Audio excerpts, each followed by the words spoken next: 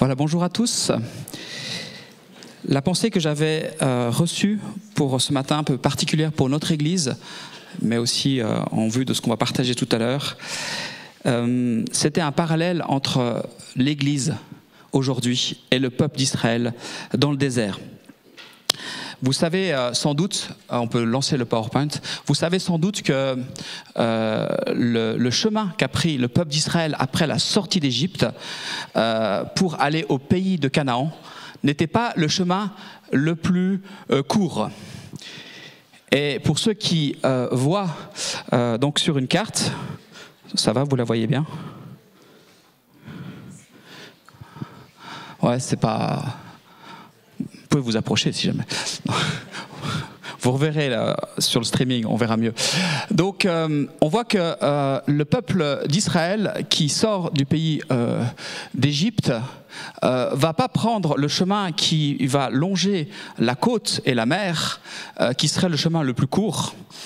Dieu va pas conduire son peuple par ce chemin-là pour arriver chez les Philistins et puis conquérir le pays, mais va prendre un tout autre chemin. Un chemin assez long quand même, hein, et surtout, toute cette péninsule du Sinaï, c'est désertique. Donc imaginez qu'il emmène ce peuple dans ce désert et jusqu'au mont Sinaï où la loi lui sera donnée. Et après, ils vont encore un petit peu, ils vont se plaire dans le désert, je ne sais pas pourquoi, mais ils vont passer encore 40 ans dans le désert à tourner, voilà, avant de remonter et de passer le Jourdain. Vous voyez que c'est un chemin assez long et assez particulier et pas tellement rationnel.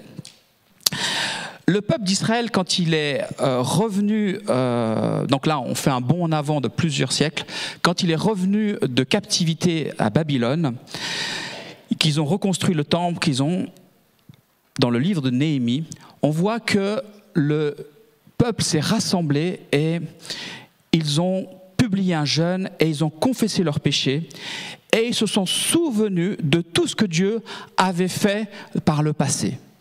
Et tout le chapitre 9 de Néhémie nous parle un petit peu de toute la bienveillance et la bonté de Dieu, alors que le peuple d'Israël a rejeté son alliance, a des fois été désobéissant. On dit que le peuple avait la nuque raide, mais ils font vraiment tout un historique de tout ce que le peuple d'Israël a vécu, même pendant les rois, et comment Dieu a toujours manifesté sa bonté, comment Dieu a été lent à la colère et riche en bonté. Et c'est un temps de confession des péchés, un temps de jeûne par tout le peuple. Et j'aimerais, dans cette histoire qui est énumérée, vous pourrez lire tranquillement à la maison, ils reviennent sur la période où ils sont dans le désert, justement, le peuple d'Israël. Et il y a 3 choses que j'aimerais relever avec vous ce matin, courtement. Il y a, dans ce temps où le peuple était dans le désert, il y avait ce miracle de la manne. Imaginez, ce pain tous les jours qui descend du ciel. Ils ont vécu de ce miracle. Mais il n'y a pas eu que ça. Il y a eu aussi l'eau qui a abreuvé le peuple dans ce désert. Cette eau qui est sortie du rocher. Et encore, quelque chose d'encore de plus extraordinaire, c'est la nuée. La nuée qui était pendant le jour, qui conduisait le peuple, et pendant la nuit, c'était le feu. Voilà, donc on va juste regarder dans Néhémie 9 ces éléments que je viens de vous citer. On lit ensemble le verset 11. « Tu as fendu la mer devant eux ». Donc on est dans le passage de la mer Rouge. « Et ils passèrent à sec au milieu de la mer. Mais tu as précipité dans l'abîme comme une pierre dans les eaux puissantes ceux qui marchaient à leur poursuite. » Vous imaginez, bien sûr, l'armée du Pharaon. « Tu les as guidés le jour par une colonne de nuée et la nuit par une colonne de feu qui éclairait pour eux le chemin qu'ils allaient suivre. » Et on lit un peu plus loin le verset 15. « Des cieux, tu leur as donné du pain quand ils avaient faim. Tu as fait sortir de l'eau du rocher quand ils avaient soif. Et tu leur as dit d'entrer en possession du pays que tu avais juré de leur donner. » Incroyable. Ce qui se relève là rapidement, dans plein de choses qui sont partagées, hein, on pourrait relire.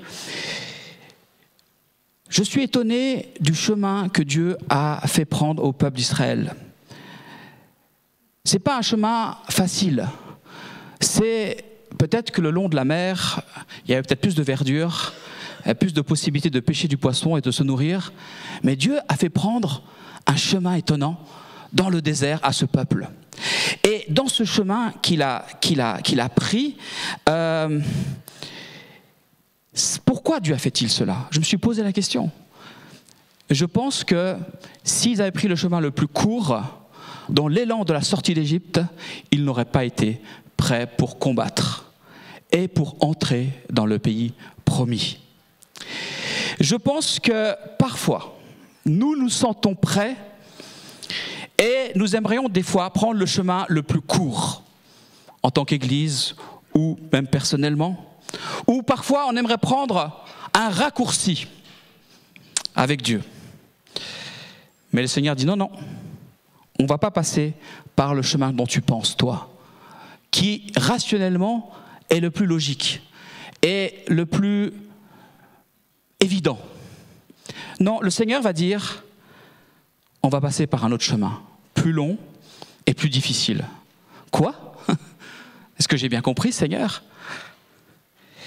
Et le Seigneur entraîne son peuple, le pousse quelque part dans un lieu hostile, où il n'y a pas d'eau, où il n'y a pas de nourriture. Hein, pour ceux qui... Je sais que Mathurin, tu aimes les déserts, si jamais... mais je ne sais pas si tout le monde aime les déserts comme Mathurin. Parce que moi, je trouve qu'il fait un peu chaud, qu'il n'y a pas beaucoup d'arbres pour se mettre à l'ombre. Il faut bien penser à ses victuailles. Il faut être prêt au mode survie. Et surtout, dans un désert, on peut se perdre. Et l'immensité du désert, c'est quelque chose quand même. On peut se perdre rapidement. Il n'y a pas un arbre pour se repérer. Moi, j'étais épaté des Pygmées. Le peuple pygmée qui vivait, le peuple de la forêt, que mon père a rencontré, a annoncé l'évangile. C'est incroyable. Ils peuvent se promener dans la forêt équatoriale sans GPS. Imaginez la forêt équatoriale qui déborde sur plusieurs pays, le Cameroun, le Congo, le Centrafrique. Et c'est immense, c'est immense. Quand vous rentrez dans la forêt équatoriale, il faut être sûr de pouvoir en sortir. Et vous avez intérêt d'avoir un GPS. Et les pygmées sans GPS, sans rien, ils arrivent à se repérer dans la forêt. Déjà, ils sont plus petits, ils sont adaptés à la forêt, à leur environnement, parce qu'ils peuvent se faufiler, mais surtout, ils ont des techniques pour se repérer. Ils cassent des branches d'arbres, ils ont des repères, parce que dans la forêt, il y a de quoi se repérer, et c'est comme ça qu'ils se retrouvent, et qu'ils vont chasser des fois très loin, et qu'ils retrouvent leur chemin. Mais je me demande si un pygmée dans un désert pourrait s'y retrouver. C'est une question que je me pose. Je suis pas sûr. Voilà que dans ce désert, on peut se perdre. Et à l'époque du peuple d'Israël, il n'y avait pas le GPS, ni même Google Maps. Il n'y avait pas encore Starlink avec Elon Musk, où on peut avoir de la connexion sur toute la Terre. Ce n'était pas encore le cas. Mais ils avaient mieux que Starlink et mieux qu'Elon Musk. Ils avaient le Seigneur. Ils avaient le Seigneur qui les conduisait par la nuée le jour et la colonne de feu la nuit. C'est stylé quand même, comme disent les jeunes. Moi j'aurais voulu voir ça. Je sais pas vous, moi j'aurais voulu voir ça. Mais au-delà de ce que je vous partage, je pense que le désert, c'est le lieu par excellence de la dépendance de Dieu. La dépendance d'avec Dieu. Et avant de combattre les géants de Canaan, Dieu a voulu rapprocher son peuple de lui. Quoi de mieux que le désert où il n'y a rien? Quoi de mieux qu'un lieu où tout est dépouillé, où il n'y a pas de bruit, il n'y a pas de distraction? Et il a voulu prendre ce peuple avec lui. C'est vrai que le peuple d'Israël avait vu la puissance de Dieu en Égypte. Ils avaient vu les miracles de Dieu en Égypte. Ils avaient vu qui il était. Mais ils ne le connaissaient pas. Ils avaient vu sa puissance, c'est tout. Mais ils ne connaissaient pas ce Dieu. Ce Dieu qui s'était révélé à Abraham, Isaac et Jacob. Ce Dieu qui avait envoyé Moïse, qu'ils ne connaissaient pas encore sous son nom, sur Yahvé, le nom qu'il a révélé à Moïse, qui était nouveau à ce moment-là. Ce peuple ne le connaissait pas. Donc Dieu l'a pris avec lui et a marché avec ce peuple. A fait un bout de route avec lui. Quoi de mieux que de marcher avec Dieu pour le connaître? Et il a pris le temps. Il a pris le temps de les prendre avec lui, de les abreuver. Il a pris le temps de les nourrir. Il a pris le temps de les guider.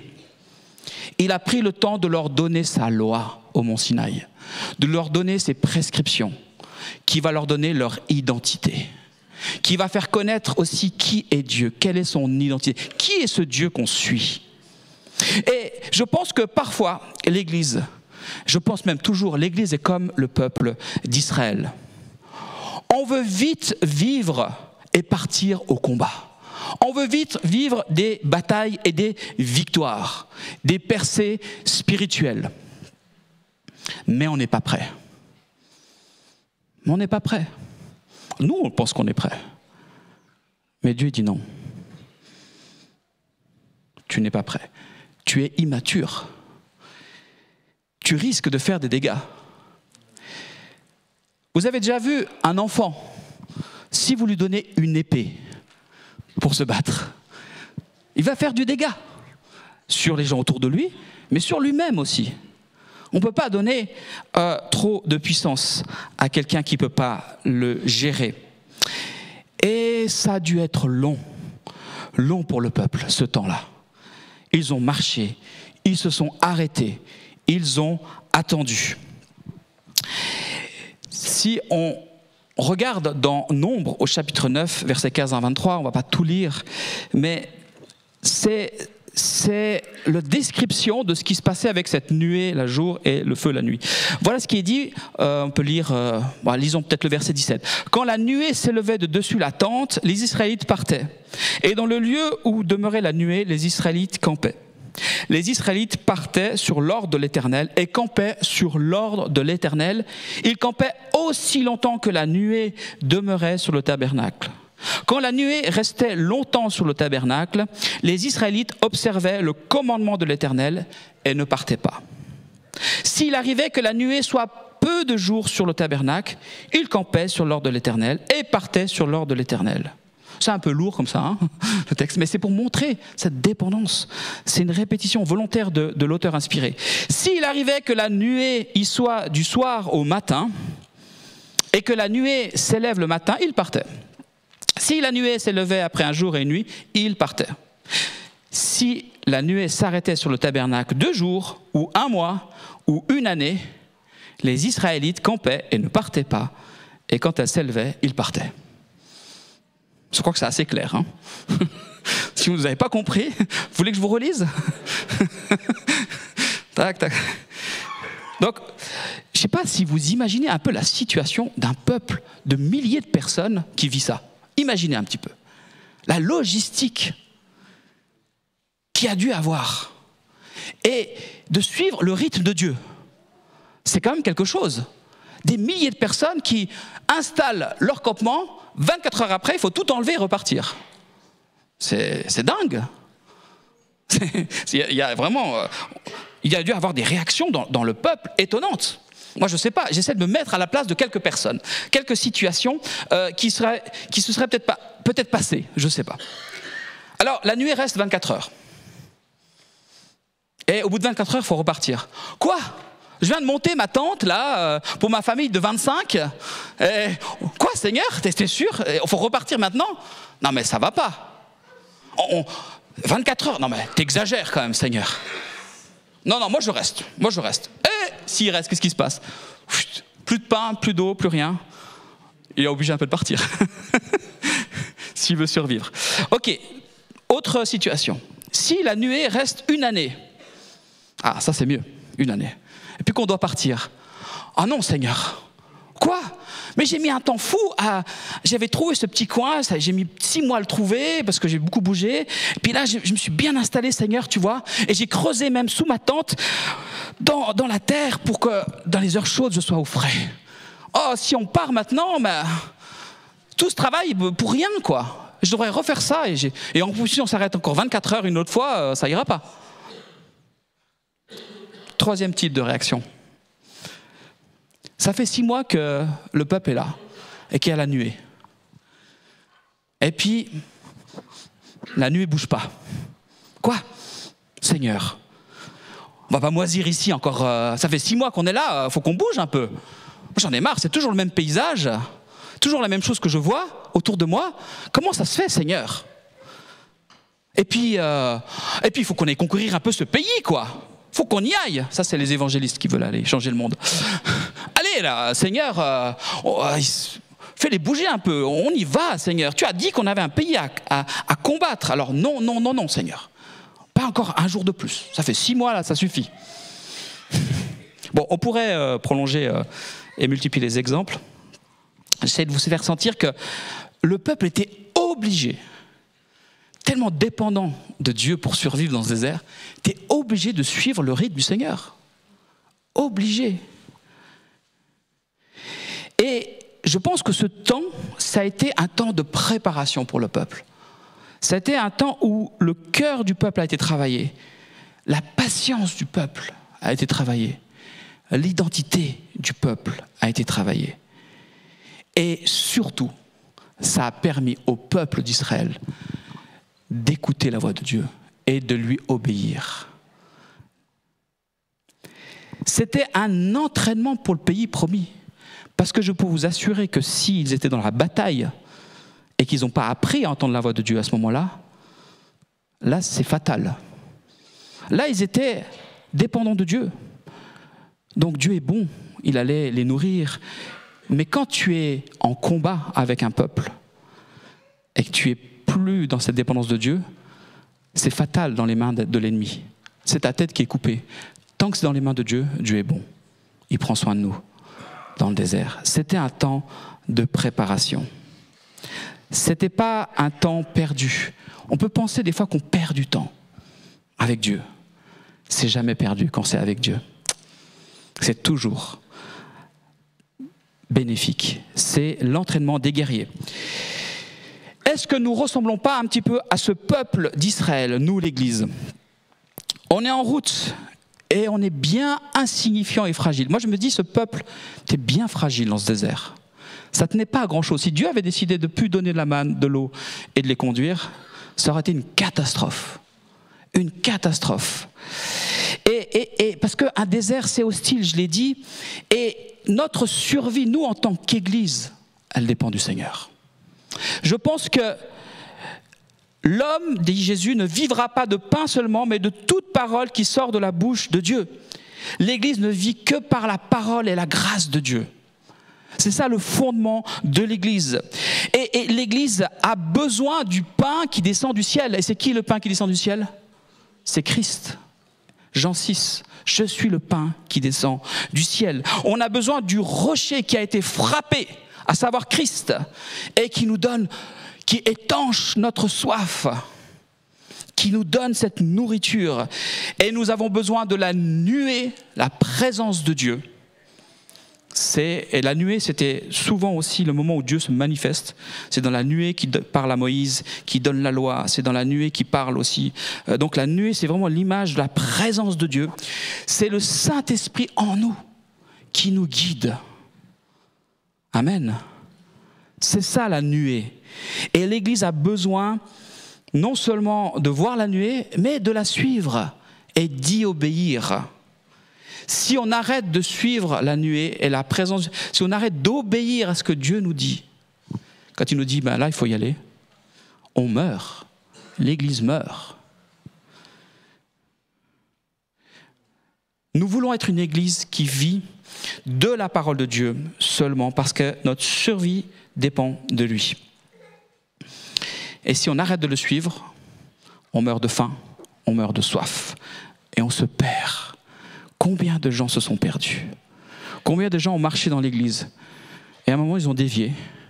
Ils n'ont plus suivi la nuée. Et aujourd'hui, où ils sont ? Ils sont perdus. Et ils ont besoin de retrouver le chemin de l'église, de se réincorporer dans le peuple de Dieu. Je terminerai avec une image. Parce que j'ai déjà bien dépassé mon temps. C'est moi qui ai fait le timing, mais je m'y soumets pas, c'est terrible. Mais je pense que c'est bien que je termine juste avec cette pensée. L'église que nous sommes, et notre église aussi locale, ici à Bussigny, l'église est comme, c'est deux hobbits. Vous les connaissez un petit peu. C'est Le Seigneur des Anneaux, le film, donc je vais m'inspirer de cette image. Dans cette histoire, il y a une guerre qui se passe entre des puissants royaumes qui s'affrontent, une guerre où on se demande si le mal va gagner ou si c'est le bien qui va gagner. La partie est serrée. Et dans cet environnement terrible, hostile, de guerre, compliqué, on a deux petits hobbits inoffensifs qui se baladent, qui traversent toutes les contrées pour aller jeter l'anneau de pouvoir dans la montagne du destin. Et ces deux petits hobbits, c'est par leur acte, ces deux petits hobbits insignifiants, fragiles, totalement à la merci, vraiment qui échappent chaque fois de justesse à la mort. Il y a toutes sortes de choses qui se passent, mais au final, ils arrivent, et c'est un travail aussi d'équipe, on le voit, ils arrivent à jeter cet anneau dans la montagne du destin, et c'est la mort de l'ennemi juré, Sauron, le prince des ténèbres, ainsi que son armée. Alors, pour faire un parallèle avec notre Église, nous sommes ces petits hobbits. Je suis désolé, vous n'êtes pas des vaillants héros aujourd'hui, des guerriers magnifiques, vous êtes des petits hobbits ce matin. Et l'Église est parfois ce petit troupeau qui n'a pas beaucoup de pouvoir et de prestance, parfois sociale, parfois humaine. Elle est insignifiante aux yeux du monde et des puissants de ce monde. Mais contre toute attente, elle triomphe à la fin. Car son pouvoir, son identité est en Dieu et en lui seul. Et comme Dieu est tout-puissant, comme Dieu est victorieux, elle triomphe avec lui. Amen. Par grâce. Et ce petit groupe de personnes, les chrétiens, qu'on peut persécuter, qu'on peut détruire facilement, comme de rien, porte à son cou le seul et unique anneau, l'anneau du fiancé, de la fiancée avec le fiancé, Jésus, et surtout l'anneau de l'évangile. Et c'est en gardant cet évangile pur, et en ne portant que cela, et pas d'autre chose, pas d'autre fardeau, en gardant notre cœur pur, que Dieu élèvera cette Église, et lui donnera plein pouvoir. Parce que dans le monde à venir, l'Église régnera sur le monde et sur tous les puissants. La Bible dit même que nous jugerons les anges. Des gens supérieurs en autorité et en puissance au-dessus de nous. Dieu nous permettra de les juger. Incroyable, incroyable dénouement final. Alors notre seule mission, c'est de rester fidèle à notre Dieu, toujours assoiffé de sa présence, toujours en ayant faim de sa parole et en étant obéissant à la voix de son esprit qui nous guide dans ce désert qu'est ce monde hostile. Amen. Amen. On va prier. Seigneur, merci pour ta parole. Merci pour ce rappel que tu nous fais ce matin.